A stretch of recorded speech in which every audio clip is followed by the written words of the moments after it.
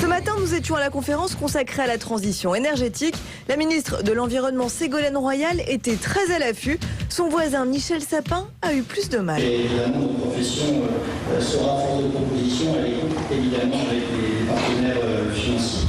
Le ministre des Finances a lutté pour ne pas sombrer, un vrai supplice. Il monte sur scène et cette femme ici à gauche le voit et veut danser avec lui. Donc elle traverse la scène, là elle part et se jette sur lui. Et vous entendez Daft Punk.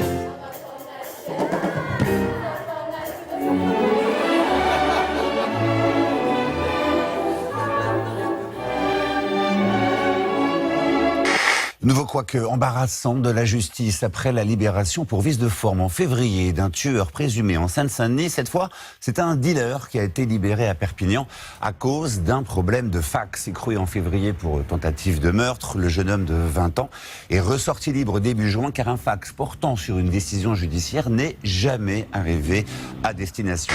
Si vous cherchez l'inverse des gendarmes à Saint-Tropez, cela pourrait ressembler à ça. Le parking de la police de Dubaï et sa collection de voitures de luxe Lamborghini, Mercedes, Bentley, Aston Martin, Bugatti Veyron, toutes estampillées police. Une quinzaine de petits bijoux qui ont coûté 6,5 millions de dollars. Le bonheur des forces de l'ordre n'a pas de prix. Trouver des publicités dans sa boîte aux lettres est pour certains très désagréable, mais pas pour Robin des Bois.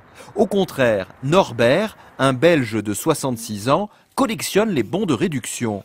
Il en a même fait une arme qu'il utilise contre les grandes surfaces pour des associations caritatives. Ce jour-là, dans sa mallette, il a 200 coupons qu'il va échanger contre des meubles de jardin d'une valeur d'1 million d'euros. Monet fait toujours forte impression. Une version des célèbres Nymphéas a été vendue pour l'équivalent de 39 millions d'euros hier à Londres. Peint en 1906, ce tableau devient le deuxième le plus cher de l'artiste français. Le record, c'est 59 millions en 2008.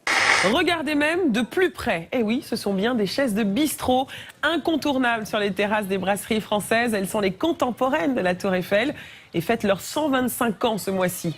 En tout, 324 chaises de bistrot composent cette réplique de la Dame de Fer, en référence bien sûr à ces 324 mètres. Les 324 mètres de la célèbre tour.